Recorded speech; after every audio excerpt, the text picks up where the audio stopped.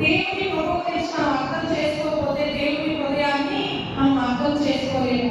దేవుని కృపను అర్థం చేసుకుంటేనే ఆమె హృదయాన్ని అర్థం చేసుకోగలుగుతాము. ఇలాగ దావీదు గురించి బైబిల్ ఏం చెప్తుందంటే దావీదు దేవునికి హృదయానుసారుడు.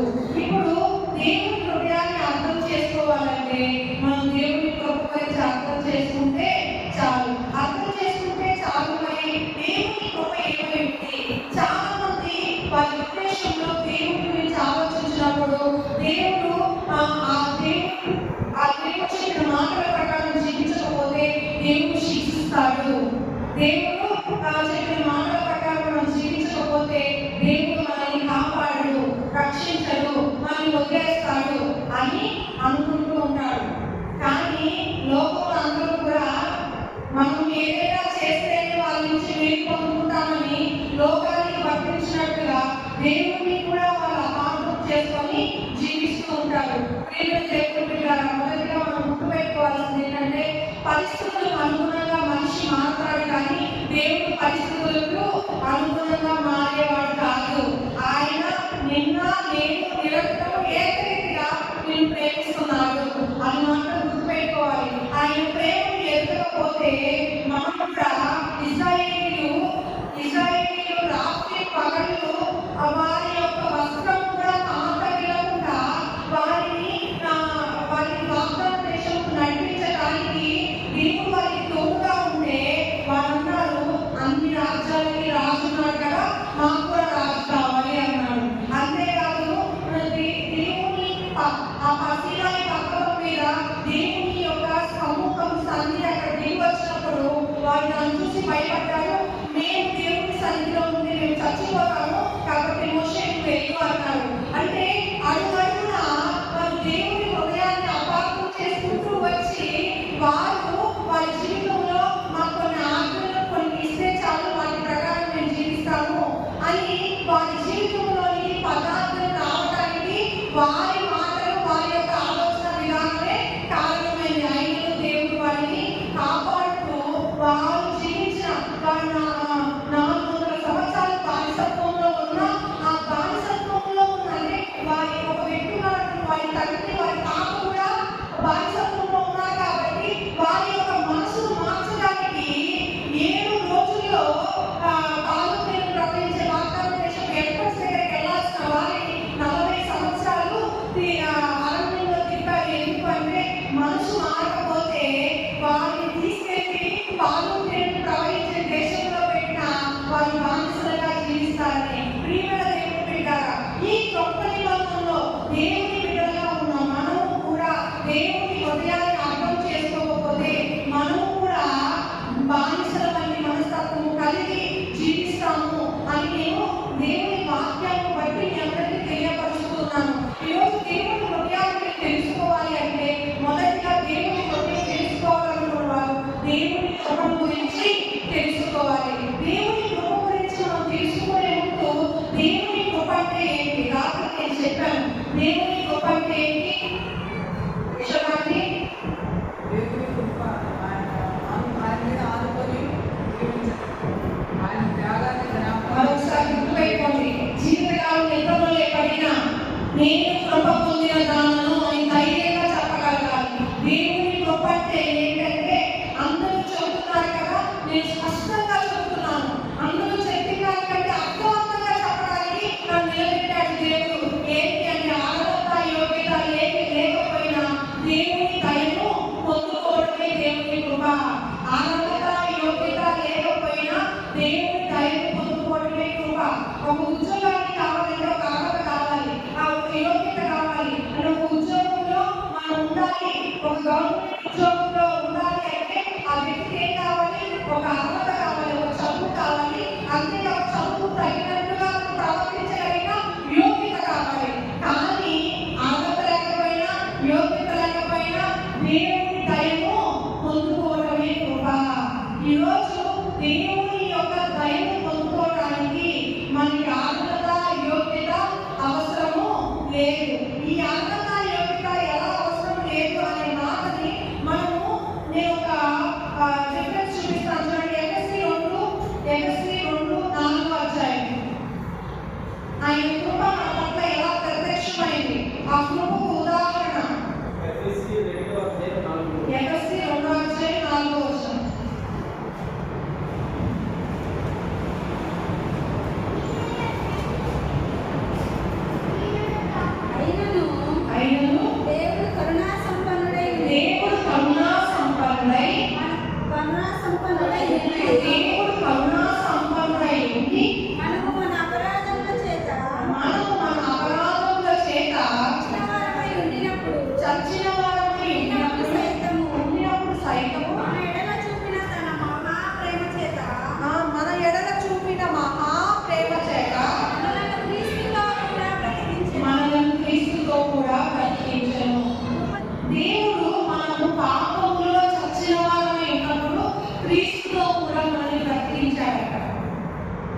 క్రీస్తుతో కూడా బ్రతికించాడు. ఎందుకు క్రీస్తుతో కూడా బ్రతికించాడు? మన పాపంలో చచ్చిపోయే స్థితిలో మనం ఎందుకు వదిలేయలేదు? ఎందుకు ఆయన బ్రతికించాడంటే ఆయన యొక్క ప్రేమ, ఆయన ప్రణాళిక మన పక్షాన చచ్చిన వారమే ఉండాలని కాదు, మనము ఎప్పుడు జీవించే వారిగా ఉండాలని. మనల్ని మనం ఆరాధించే దేవుడు ఎప్పుడు జీవం కలిగిన దేవుడు కదా, జీవించే దేవుడు కదా. ఆయన బిడ్డల్ని కూడా ఎప్పుడు జీవించి ఉండాలని కోరుకున్నాడు. కాబట్టి పాపముల నుంచి విడుదల కొరకు క్రీస్తుని లోకానికి పంపించి క్రీస్తుతో కూడా మనల్ని బ్రతికించాడంట. ఎలా బ్రతికించాడంటే మనము బ్రతికించబడటానికి మనకి అర్హత అవసరం లేదు, యోగ్యత అవసరం లేదు. ప్రతి మనిషి కొరకు ఆయన చనిపోయి క్రీస్తుతో కూడా మన పాపములకు శిక్ష ఆయన మీద వేసుకొని ఆయన తిరిగి లేచిన జీవంతో పాటు మనల్ని కూడా నిరంతరం జీవించి ఉండేలాగా ఆయన బ్రతికించాడంట. దీనిలో ఏం వెల్లడవుతుందంటే ఆయన ప్రేమ వెల్లడవుతుంది.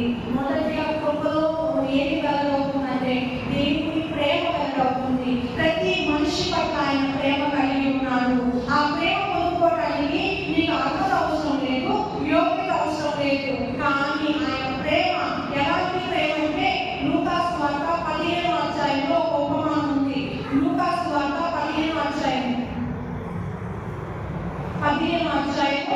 11వ వచనం. 11, 12 వచనాలు మధ్యలో 2 వచనాలు అయితే నేను దానికి అర్థం మీకు ఎక్స్ప్లెయిన్ చేస్తాను. మరియు ఆయన ఇట్లనెను, ఒక మనుషునికి ఇద్దరు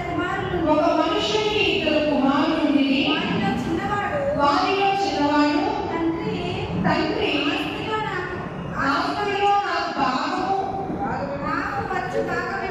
నాకు వచ్చు కాకమిమ్మని తన తండ్రి అడుగగా అతడు వారికి తన ఆస్తిని పంచిపెట్టెను. కొన్ని దినములైన తరువాత ఆ చిన్న కుమారుడు సమస్తమును కూర్చుకొని ప్రయాణములకు ప్రయాణమైపోయి అతడు తన ఆస్తిని దుర్వ్యాపారముల పాడు చేసెను. అనంతయు ఖర్చు చేసిన తరువాత ఆ దేశమందు గొప్ప కరువు రాగా వాడు ఇబ్బంది పడసాగి వెళ్ళి ఆ దేశస్థులలో ఒకని చెంత చేరెను. అతడు పందులను మేపుటకు తన పొలములలోనికి వాడిని పంపెను. వాడు పందులు తిని పొట్టుతో తన కడుపు నింపుట ఆశపడేది కానీ ఎవరునూ వారికి ఏమీ ఇయ్యలేదు.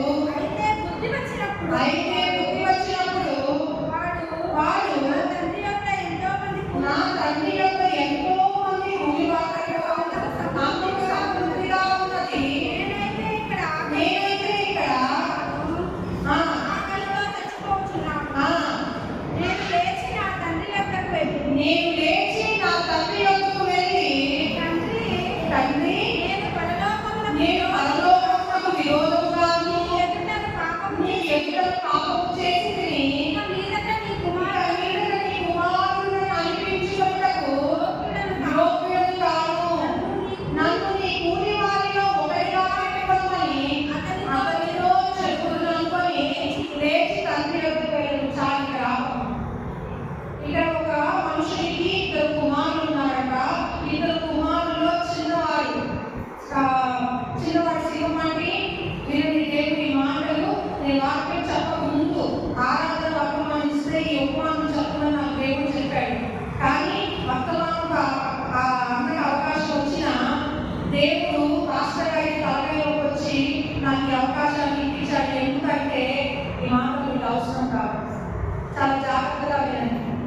సింహమానికి ఈ మాటలు నీకు దేవుడు చెప్పమన్నాడు. ఈ మాటలు ఎందుకంటే ఈ మాటల్లో ఒక విషయాన్ని నువ్వు గ్రహించాలి. చిన్న కుమారుడు తన దగ్గర ఆస్తి నాకు రావాల్సిన భాగం నాకు ఇచ్చే అని నువ్వు బ్రతుకుంటే ఏంటి, బ్రతుకుండకపోతే నాకేంటి అని ఎంతో అగౌరవంగా ప్రవర్తించి తన తల్లి దగ్గర నుంచి తన ఆస్తిని తీసుకొని తన ఇష్టానుసారంగా బ్రతకడానికి వెళ్ళిపోయి తన దగ్గర ఉన్నంతయు తన చెడు సహవాసాన్ని బట్టి ఖర్చు చేసి సమస్తమును తన దగ్గర ఉన్న డబ్బు మొత్తం అయిపోయిన తర్వాత తిరిగి అక్కడ కలువు వచ్చినప్పుడు తనకి ఒక వ్యక్తి దగ్గర పనికి చేరాడు. పనికి చేరినప్పుడు ఆ పని పందులు పెట్టే పని.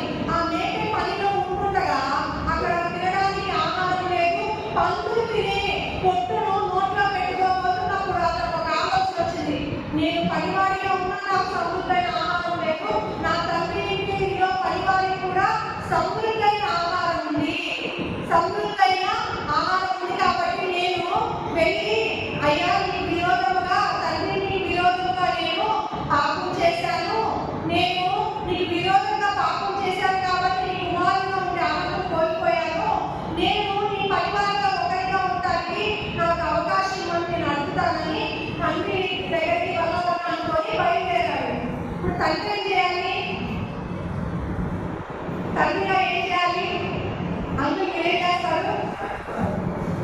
నా మాట వినకుండా నువ్వు ఇష్టం వచ్చినట్టు ప్రవర్తించి వెళ్ళిపోయావు, నాకు తల్లి కుమారుడు ఉన్నాడనే సంగతి నేను మర్చిపోయాను, నువ్వు కూడా చచ్చిపోయావు నా దృష్టిలో అనాలి. కానీ ఏం చేశాడు తల్లి తెలుసా? చూడండి 20వ వచనం. వాడు ఇంకా దూరంగా ఉన్నప్పుడు తండ్రి వారిని చూచి కనికరపడి పరుగెత్తి వారి మెడ మీద పడి ముద్దు పెట్టుకొనెను. ఎక్కడంతా ఇంకా నీ ఆశీర్వాదం ఎంట్రన్స్ ఇక్కడ కూర్చొని బయట కూర్చొని ఈ రోజైనా నా కుమారుడు వస్తాడేమో అని ఎదురు చూస్తున్నాడంట. దూరం నుంచి తన కుమారుడు లాగా ఒక వ్యక్తి ఆనందాలు కనబడితే కాసేపు చూసి నా కుమారుడు అని కన్ఫర్మ్ చేసుకొని కుమారుడు పరిగెత్తలేదు, తండ్రి పరిగెత్తాడు. వెళ్ళి పరిగెత్తుకొని వెళ్ళి వాటేసుకొని మెడ మీద ముద్దు పెట్టాడంట. మెడ మీద ముద్దు పెట్టి వెంటనే ఏం చేశాడంట చూడమ్మా? అప్పుడు ఆ కుమారుడు అతనితో కుమారుడు ఏమంటున్నాడు? అప్పుడు ఆ తండ్రి, నేను పరలోకమునకు విరోధముగాను నీ దగ్గరకు పాపము చేసితిని, ఇక మీదట నీ కుమారుడు అనుగ్రహించుకొనుటకు యోగ్యుడు కాలేను. అయితే తండ్రి తన దాసుని చూసి ఆ తండ్రి పరిగెత్తడం చూసి వెనకాల దాసులు వచ్చాక ఆ ఇంట్లో ఉన్న పనులు తన దాసుని చూసి త్వరగా తెచ్చి వీటిని కట్టి వీటి చేతికి ఉంగరం పెట్టి పాదములకు చెప్పులు తొడిగించి క్రోవిడ తొడుగు తెప్పించి బంధించి మన ముందుకి సంతోషపడము, ఈ నా కుమారుడు చనిపోయి మరలా బ్రతికెను, తప్పిపోయి దొరికెనని చెప్పాను. అందరూ వాళ్ళు సంతోషపడసాగి. ఇక్కడ శిక్షించాల్సిన కుమారుని తండ్రి తిరిగి అంటే ఏదైనా అర్హత ఉందనా, యోగ్యత ఉందనా ఆ కుమారుని చేర్చుకుంది. తండ్రి స్థానంలో కుమారుడు తప్పు చేసిన కుమారుని పట్ల తండ్రికి ఉన్న ప్రేమ మారలేదు. ఈరోజు బైబిల్ చదవకపోతే దేవుడు నన్ను శిక్షిస్తాడేమో, ప్రార్థన చేయకపోతే నన్ను శిక్షిస్తాడేమో, మందిరానికి వెళ్ళకపోవడం వల్ల నాకు ఆ కష్టం వచ్చిందేమో. దేవుడు నేను ఏ స్థితిలో ఉన్న ఒకేలా ప్రేమిస్తున్నాను. మొదటి విషయం గమనించాలి. రెండవది, కుమారుడు కోల్పోయిన సంబంధాన్ని తిరిగి తండ్రి సమకూర్చుకుంటున్నాడు. ఏంటి అంటే తన కుమారుడు స్థాయికి తగినట్టుగా ప్రశస్త వస్త్రాన్ని, ఉన్నది ప్రశస్త వస్త్రము, ఆ ఉన్నవారికి రక్షణకి గుర్తు ప్రశస్త వస్త్రము. ఈరోజు ఎంతమందికి రక్షణ లేదు, తిరిగి దేవుడు చేర్చుకోవడానికి సిద్ధంగా ఉన్నాడు. ప్రశస్త వస్త్రము, నీకు ప్రశస్త వస్త్రము కావాలి, ఉంగరము కావాలి. ఆయన తిరిగి తన కుమారుడు యొక్క అధికారాన్ని హోదాన్ని ఇచ్చాడు. తన కుమారుడు తిరిగి వచ్చాడని పంటగా సంబరం చేశాడంట, విందు చేశాడంట. ఈరోజు నీకు నాన్నకు సంబరం చేయబడుతుందా? సంబరం చేశాను. ప్రేమ దేవుడు మనల్ని తెలుసుకున్నాడు. గుర్తుపెట్టుకోవాలి, మా ఇంట్లో ఏముందంటే ప్రేమ ఉంది. ఈరోజు ఈ మందిరానికి వస్తున్న నీవు దేవుని ప్రేమను మొదటిగా గుర్తుపెట్టుకోవాలి. దేవుడు నిన్ను ప్రేమిస్తున్నాడు కాబట్టి నిన్ను స్వస్థపరుస్తాడు. దేవుడు నిన్ను ప్రేమిస్తున్నాడు అంటే ఆయన ప్రేమ మనల్ని ప్రేమించాడు కాబట్టి మనల్ని బట్టి ఆయన శిలువలోకి వెళ్ళాడు, గాయపరచబడ్డాడు, కొట్టబడ్డాడు, తిరిగి మరణాన్ని గెలిచి లేచాడు. ఆయన ప్రేమ మన పక్షాన వెల్లడిపరిచాడు.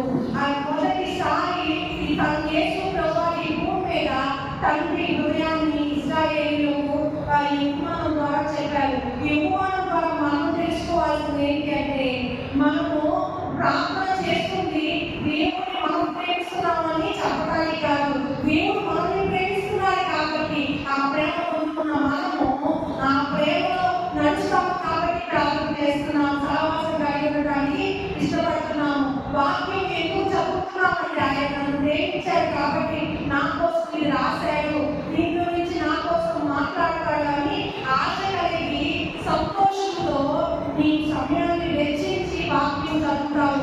అంతేగాని నీవు చదవడాన్ని బట్టి దేవుని చేత ప్రేమించబడుతున్నావు అనేది అబద్ధము. ఈ భ్రమలో ఎవరు ఉండకూడదు. మొదటిగా కృపలో ఏంటి అంటే దేవుడు నిన్ను ప్రేమిస్తున్నాడు. ఎంతగా ప్రేమిస్తున్నాడంటే ఆయన ప్రేమ పొందుకోవడానికి అర్హత అవసరం లేదు, యోగ్యత అవసరం లేదు. ఆయన ప్రేమను గుర్తించుకుంటే చాలు. నీ జీవితకాలం మటుకు ఏ సమస్య వచ్చినా నా దేవుడు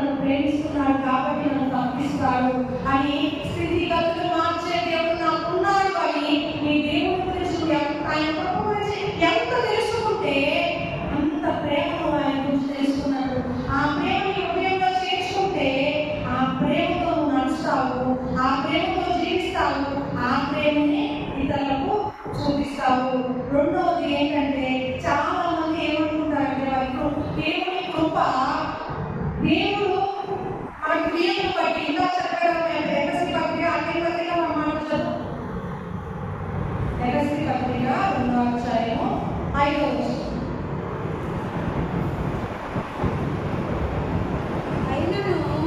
దేవుడు కరుణా సంపన్నుడై ఉండి మనము మన అపరాధముల చేత చచ్చిన వారమై ఉండినప్పుడు మన ఎడల చూపిన తన మహాప్రేమ చేత మనలను క్రీస్తుతో కూడా బ్రతికించెను. కృపచేత మీరు చదువు కృపచేత మీరు రక్షించబడి ఉన్నారు. క్రీస్తు యేసునందు ఆయన మనకు చేసిన ఉపకారము ద్వారా అత్యధికమైన తన కృప మహేశ్వర్యము రామోపేమములో కనపరుచు నిమిత్తము క్రీస్తు యేసునందు మనలను ఆయనతో కూడా లేపి పరలోకమందు ఆయనతో కూడా కూర్చుండబెట్టెను. ఇక్కడ మనం రక్షించబడ్డాం. ఎలాగా రక్షించబడ్డానికి ఎక్కడ డబ్బు చెల్లించిందా పాస్టర్ గారికి? లేకపోతే సీక్రెట్ గా నేను ఇంతవరకు ఈ పాపాలు చేశాను పాస్టర్ గారు నా పక్షం ప్రార్థన చేయండి నేను రక్షించబడ్డానిందా? రక్షించబడటానికి మీరేమైనా చేశారా? మీరేమీ చేయలేదు. రక్షణ ఆయన ఉచితంగా మనందరి కోసము ఇచ్చాడు. కృప చేతనే మీరు రక్షించబడి ఉన్నారు. రక్షణ పొందటానికి మనము ఏమీ చేయలేదు. అంతేకాకుండా రక్షణ పొంది చాలా మంది ఏంటంటే చర్చికి వచ్చే వాళ్ళలో కూడా క్రైస్తవుల్లో కూడా ఈ విషయము వినడానికి ఆశ్చర్యాన్ని కలిగించేది ఏంటంటే వాళ్ళు కానుకలు ఇచ్చిన వారు ఏ పని చేసినా ఏమని చూస్తారంటే ఈరోజు ప్రభు నేను ఇంత పని చేశాను, ప్రభు నేను చేసే పని నీ బట్టి దేవుడు నేను దీవిస్తాడా? దేవుని ప్రేమను ఎరిగిన నీవు ఆ ప్రేమను పొందుకోవడాన్ని బట్టి ప్రభు కొరకు జీవిస్తున్నావా? ఈ ప్రశ్న మీకు అర్థమైతే చాలా సంతోషం. అంటే ప్రభువు మనము మందిరంలో ప్రేమ వీధులు పెడుతున్నాము, మందిరంలో కానుకలు ఇస్తున్నారు, మందిరానికి వస్తున్నారని సమీపిస్తున్నారు. ఇది దేవుని ప్రేమిస్తున్నారని దేవుడికి చూపించుకోవడానికి మీరు చేస్తున్నారా? లేకపోతే దేవుని ప్రేమను పొందుకున్నారు కాబట్టి దేవుడి కొరకు మీ జీవితాన్ని జీవిస్తున్నారా? ఈ విషయంలో మీరు ఒక ఖచ్చితమైన ధృవీకరించబడిన నిర్ణయం కలిగి ఉంటారు. ఏంటంటే దేవుని ప్రేమను పొందుకున్నారు కాబట్టి మీరు దేవుని కొరకు జీవిస్తున్నారు. అంతేకాని మీ క్రియలను బట్టి ఈ దినమంతట్లో నీకు నచ్చినట్టుగా బ్రతికాను అని దేవుని సంతోషపెట్టడానికి మీరు క్రైస్తవులు క్రియలు జరిగించట్లేదు. చాలా సందర్భాల్లో ఎలా ఉంటుందంటే మనము పనులు చేయడాన్ని బట్టి, అంటే ఇప్పుడు స్కూల్కి వెళ్ళే వాళ్ళు మంచిగా చదువుకొని ఎగ్జామ్ రాసి మంచిగా మార్కులు తెచ్చుకొని పాస్ అయితే నెక్స్ట్ క్లాస్కి ప్రమోట్ అవుతారు. అంతేకాకుండా ఉద్యోగం కూడా మనం మంచిగా కష్టపడి అక్కడ పని చేస్తేనే మనం ఉద్యోగంలో కొనసాగుతాం, లేకపోతే ఇంకొకరు వస్తారు మన స్థానంలోకి. అలాగే మనం ఈ భూమి మీద చాలా భక్తి పరులుగా ఉంటారు ప్రతి ఒక్కరు. నేను ఇది చేస్తున్నాను నాకేంటి, నేను ఇది చేస్తున్నాను నాకంటే పని చేస్తే నీ మొదలు చేతిస్తారు. క్రైస్తవ్యం అని కాదు. క్రైస్తవ్యం క్రీస్తును నమ్ముతున్న మనము, క్రీస్తును అనుసరిస్తున్న మనము ఈ లోకానికి భిన్నంగా మీలో ఉన్న వ్యత్యాసం ఏంటి, ప్రత్యేకత ఏంటి అంటే మనము ఏమి కష్టపడకుండానే దేవుని మీద విశ్వాసం ఉంచడం ద్వారా వీటి వల్ల విశ్వాసం వస్తుంది. ఆ విశ్వాసముని బట్టి ఆయన మాటల ప్రకారం జీవించడం ద్వారా మనకి ఏం కలుగుతుందంటే మనకు కావాల్సిన సమస్తము కలుగుతుంది. ఈ లోకంలో ఉన్న జీవనానికి కావాల్సిన సమస్తము మన కోసం దేవుడు రక్షించబడక ముందే, నువ్వు పుట్టక ముందే సిద్ధపరిచిన ప్రతిదీ కూడా ఆయన కృపలో నీ కోసము ముందుగానే ఏర్పరిచి సిద్ధపరిచి నీకు నూతనమైన సృష్టిగా మార్చాలని, సమస్తము నూతనపరచాలని నువ్వు ఎరిగి ఉండాలి. అప్పుడు నీ జీవితం ఎక్కడ ఆరంభించబడిందంటే ఎవరో నన్ను అంగీకరిస్తారని నువ్వు ఎదుర్కొనవు, కానీ దేవుడిని నన్ను అంగీకరించాలి కాబట్టి అంగీకరించిన జీవిత విధానంలో జీవిస్తావు.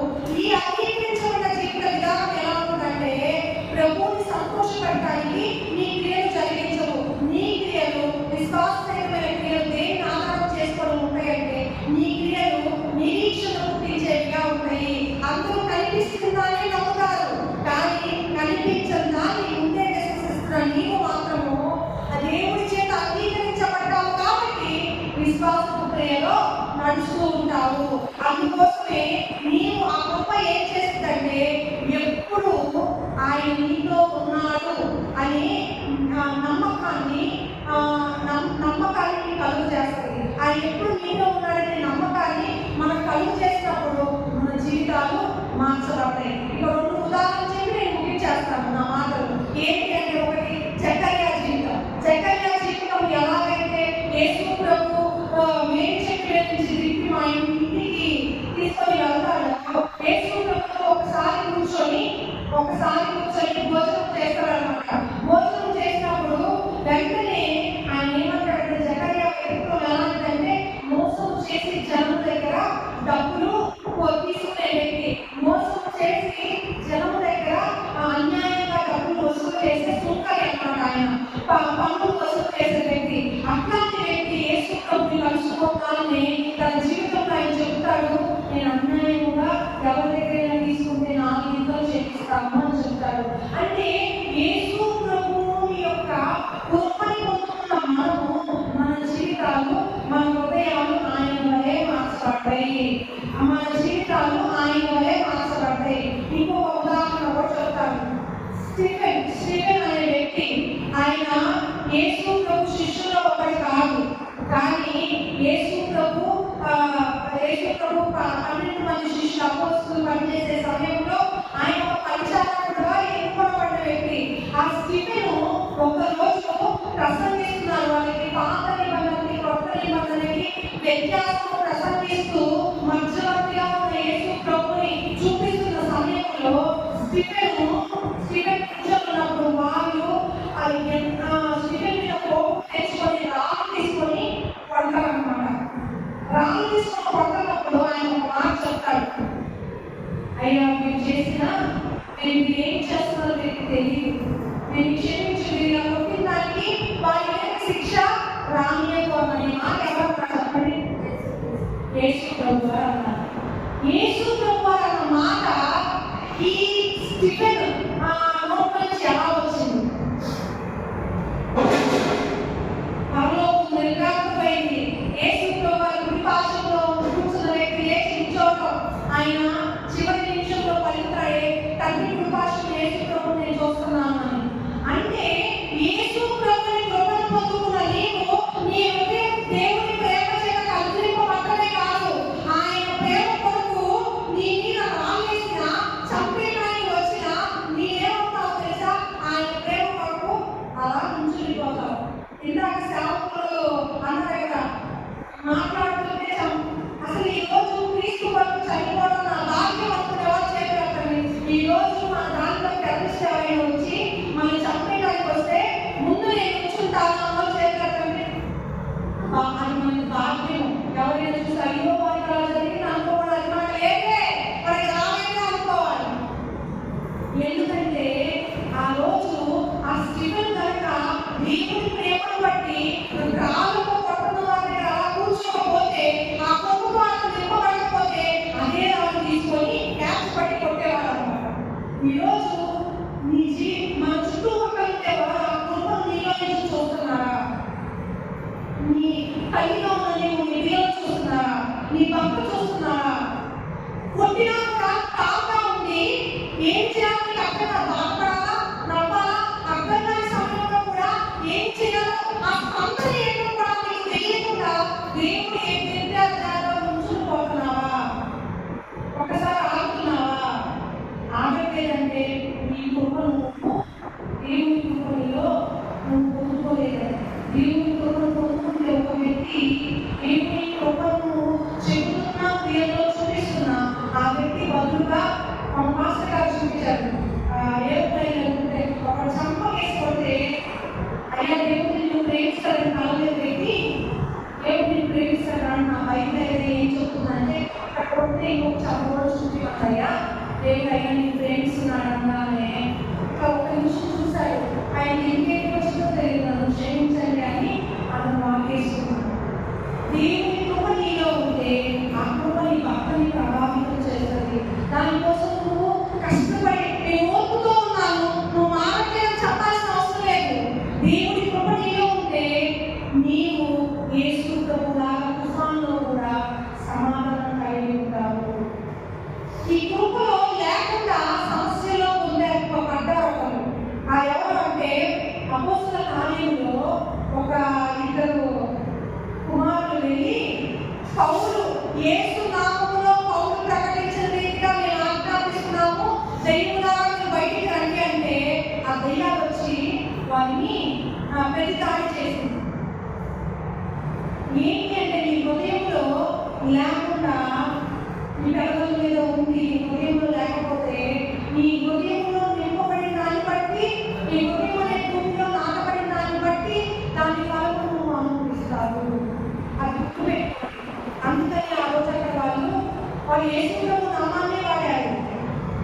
కానీ వాళ్ళు వెండి బంగారాలు మా దగ్గర లేవు, కానీ మా దగ్గర ఉన్నదే యేసు నామములో లేవు అని చెప్పే ధైర్యం ఈ కృప ఏం పుట్టిస్తుంది? నీతో యేసు ప్రభు దేవుడు ఉన్నాడనే ధైర్యాన్ని పుట్టిస్తుంది. ఈరోజు మాటికి నేను ప్రార్థన చేయలేదు కాబట్టి నేను రక్షించబడినా రక్షణ ఉందా నాకు ఇంకా అని నిశ్చయిత లేకుండా నిశ్చయితను పుట్టిస్తుంది దేవుని కృప. మొదటిగా దేవుని కృప ఆయన ప్రేమను ఎదిగేలాగా చేస్తుంది. రెండవదిగా దేవుని చేత అంగీకరించబడ్డావు కాబట్టి నీ సత్క్రియలు నువ్వు చేస్తావు. నువ్వు నీతిమంతుడిగా మార్చబడ్డావు విశ్వాసం ద్వారా కాబట్టి నీతి క్రియలు చేస్తావు. అంతే, నీతి క్రియలు చేయడం వల్ల నీతిమంతుడిగా మార్చబడలేదు. అది రెండవ మాట. మూడవ మాట, ఆయన కృప నీకు భరోసా యేసు ప్రభు నీతో ఉన్నాడని నిశ్చయితను కలుగు చేస్తుంది. మూడవదిగా, నాలుగవదిగా, ఆఖరిగా కృప నిన్ను పరిశుద్ధంగా జీవించడానికి సహాయం చేస్తుంది. ఏం చేస్తాయంటే ఆయన కృప మీద ఆధారపడుతున్న కొలది నీవు దేవుని ఆత్మ చేత నడిపించబడతావు. దేవుని ఆత్మ చేత నడిపించబడి నీవు ఎలా మాట్లాడంటే యేసు ప్రభులాగా మాట్లాడు. నువ్వు ఎక్కడికైనా వెళ్తున్నావంటే ఇక్కడ నువ్వు ఊరకనే వెళ్ళవు, లేకపోతే మాట్లాడుతున్నావు అంటే ఊరకనే నువ్వు మాట్లాడు. నీ మాటలు, నీ చూపు, నీ నడవడిక దేవుని ఆత్మ చేత నేను నడిపించేదిగా చేస్తుంది. చాలా సందర్భాల్లో మనుషులు ఇది ఎరిగి ఉంటారు. తీర్పు రాసిన పత్రిక మనం చూద్దాం. తీర్పు రాసిన పత్రిక 2వ అధ్యాయం 12వ వచనం. మన భక్తి హీనతను ఇహలోక సంబంధమైన దురాశలను మన భక్తి హీనతను ఇహలోక సంబంధమైన దురాశలను విసర్జించి శుభప్రదమైన నిరీక్షణ నిమిత్తము అనగా మహాదేవుడు మహారక్షకుడైన యేసుక్రీస్తు మహిమ యొక్క ప్రత్యక్షత కొరకు ఎదురు చూచుచు ఈ లోకములో స్వస్థ బుద్ధితో నీతితో భక్తితో బ్రతుకుచున్నవారిని మనకు బోధించుచున్నది. మనము మన కోరికలు, మన ఆలోచనలు, మన నడవడిక అన్నీ మారిపోతాయి దేవుని కృపను ఆధారం చేసుకుంటే. దేవుని కృపను ఆధారం చేసుకుంటే ప్రతి పరిస్థితిలో గుర్తుపెట్టుకోండి, మీకు సహాయం దేవుని కృప నుంచే వస్తుంది. అలాంటి సహాయం దేవుని కృప నుంచి వస్తున్నప్పుడు మీరు ఇందాక దావీదు కనుక ఎలుక వంటి సింహం యొక్క బలం నుంచి, ఎలుక వంటి యొక్క బలం నుంచి రక్షించిన ఆ దేవుడు గొలియాతు చేతిలో నుంచి, ఫిలిష్తీయుల చేతిలో నుంచి నన్ను రక్షింపడా అని 1 సమూయేలు 15వ అధ్యాయంలో రాయబడింది. ఈరోజు ఈ లోకంలో మనకు వచ్చే చులకన శ్రమలను మనం నెట్టేసుకొని మనం నిరీక్షణ కలవాలమై ఆ శివ మహాదేవుడు, ఆ రక్షకుడు మనకి ఇచ్చే ఆ నిత్య జీవన బహుమానం కొరకు స్వస్థ బుద్ధితో ఉండటము, భక్తితో ఉండటం మనకు అలవాటైపోయిందంట. ఒకప్పుడు మనం తిండి కొరకు బాగా ఆశ కలుగుతున్నాం, కానీ మన కోరికలు మారిపోతాయి. ఒకప్పుడు మన పేటి కోసము లోకంలో ఏదో ఒక సంబంధమైన వారి కొరకు ఆశ కలిగి ఉన్నామేమో, భక్తిహీనత కలిగి ఉన్నామేమో. ఆ భక్తిహీనత మారిపోయింది. ఎక్కువైతే దేవుని కృపను ఆధారం చేసినప్పుడు దేవుని కృప ఎంతో విలువైనది. ఆ కృప మనల్ని ముందుకు నడిపిస్తుంది. ఆ కృప నీ హృదయము దేవుని హృదయం